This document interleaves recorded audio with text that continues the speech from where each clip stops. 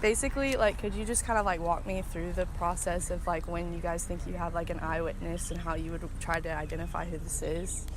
As far as like an eyewitness is Like somebody that would help with the scene or something? Yeah. So it just really depends. Basically, if this person comes forward and says, hey, I saw this person, like let's say it's a break-in, I saw this person, we'll ask them, can you describe what they were doing? Can you describe like what they look like? And usually they'll sit down with us and they'll write a statement, and they usually do it about twice. They'll talk to our investigator too. Okay. Because sometimes it can change, and so if they talk to us and then they write it down and then they talk to an investigator, we're like, okay, so we can depend on this eyewitness or not. Yeah. But we try to take everything serious as far as, even if it's something small, I saw this guy walking down the road and he looked a little suspicious, to anything really big. I mean, our eyewitnesses are usually the people that help us the most. Yeah. Because if it wasn't for them, like, we don't know really what to go off of unless there's cameras and everything. Yeah. So like when they write down to do this statement, like, do you guys kind of have to go through like a questioning process with them, or they just kind of like write down what they saw? Like, how does that work? We have a statement form that tells them, like, you're not under arrest. It gives them their Miranda rights, because they still are a witness, but they still are protected under Miranda also. And basically we just tell them from the time that it began what you were doing, and try to put as much detail in it as possible, because the more detail, the more it helps us in court too. So. Yeah.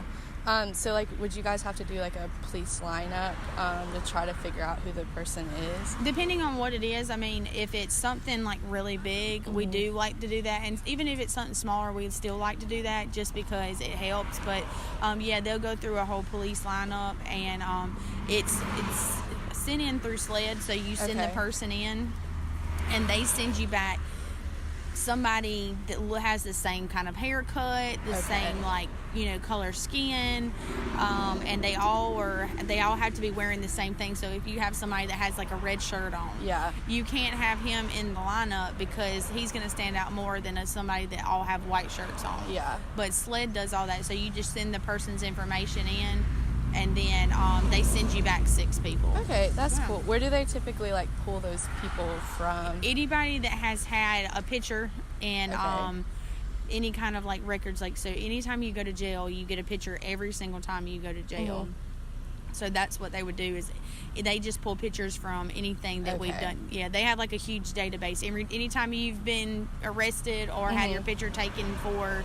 at the jail for anything, they automatically do that. Oh, okay, that's cool. I didn't know that. That's interesting. So you guys typically, you will do pictures if you're trying to identify somebody. It wouldn't be like a in-person lineup type thing. We can. I mean, it just depends on the situation. It's like sometimes it's easier just to get them to go down there. Now, if it's like something a lot bigger, then they probably would do something like that. But it's the same effect. And you got to think about it. I can get something quicker from SLED that has 5 other people that look the same than get going off the road and say, hey, Joe Blow, like, you kind of look the same. Let me come up here. And so it's just, it's easier, and it's more, it's better to do it that way. So, because you have everybody that kind of looks the same. They have a little bit different qualities and stuff, but it helps us make sure that this is the person that they were talking about. When you, like, give them the pictures, do you kind of just set them all out, or is it, like, one after the other? Well, they, SLED brings them in a block form, so there's 6 of them, and then they automatically have, like, bigger pictures of them. But usually we try to, like, sit them down there and say, okay, whichever one you think it is, that you need to put an X by that person and initial it. And, with initial, it automatically, like, okay, this is confirmation as far as that. And they do the same thing with your statement. They, when you fill out a statement, we get you to initial the top and the bottom, and then we have X's, and you initial everything so nobody can, like, mess with your statement. Oh, right. So that's cool. So, like, do these people typically get pulled into court for, like, these cases to talk about, like, them seeing the person? Well, they can refuse to do that, but, I mean, I always tell people, in order for us to get as much as we need, you're going to probably have to testify. A lot of people get very they'll start to like back off, and you won't be able to get in, contact with them anymore because they don't want to. Because if it's something bigger, then you start to worry about, are they going to come after my family or something like that.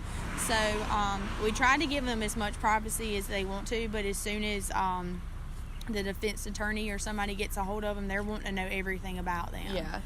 So it's difficult, but I mean, we try to tell them that we're going to take care of you as much as possible, and just help out as much as possible. So, and like as far as if they like do go in and testify, is that like a pretty heavy piece of evidence in the court case? Yeah, like they'll try to. Obviously, the defense attorney will try to rip it apart and try, so we always try to explain to them, just tell them everything you saw. Don't stray away from it. Don't say too much, just talk like you were talking to me in the interrogation room, and just explain to them, I mean, just tell them what you saw. I mean, it is what it is, and you got to think about it. These people, the reason why we do statements and the reason why we do recordings and everything, because this could take a year or two, depending on what it is. If it's like a murder or something, it could go like on forever. Yeah. So usually you'll sit down with them and be like, this is what your statement said. This is what the recording said. Do you remember all of this? Just to kind of like refresh their memory because it's been so long. Yeah. So. Okay, well, thank you so much for talking to me. I saw you and I was like, oh, that could be like interesting to like get a real